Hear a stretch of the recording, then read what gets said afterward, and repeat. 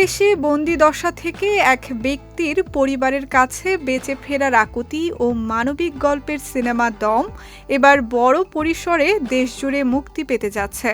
দর্শক ও হল মালিকদের ব্যাপক আগ্রহের প্রেক্ষিতে মুক্তির চতুর্থ সপ্তাহে দেশের একক প্রেক্ষাগৃহগুলোতে মুক্তি পাবে আফরান নিশো অভিনীত এই সিনেমাটি।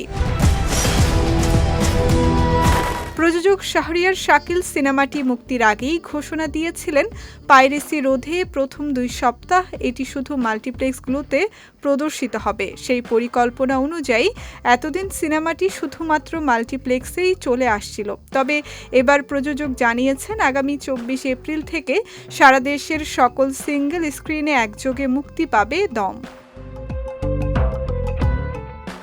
সিনেমাটি মুক্তি প্রসঙ্গে প্রযোজক শাহরিয়ার শাকিল বলেন, সবার একটাই প্রশ্ন ছিল যে বাংলাদেশের সিঙ্গেল স্ক্রিনগুলোতে দম কবে আসবে। আমাদের একটি সুচিন্তিত সিদ্ধান্ত ছিল যে সিঙ্গেল স্ক্রিনে প্রথম 2 বা 3 সপ্তাহ এটি মুক্তি দিব না। সেই সিদ্ধান্ত থেকেই এতদিন এটি শুধুমাত্র মাল্টিপ্লেক্সে চলেছে।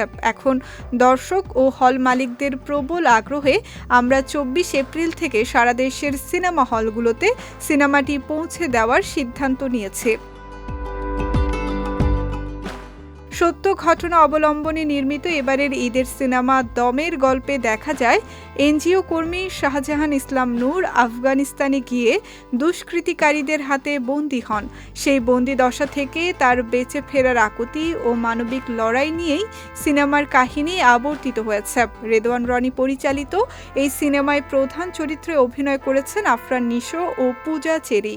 গুরুত্বপূর্ণ বিভিন্ন চরিত্রে তাদের সঙ্গে আরও আছেন চঞ্চল চৌধুরী, ডলি জহুর সহ এক ঝাঁক তারকা অভিনয় শিল্পী।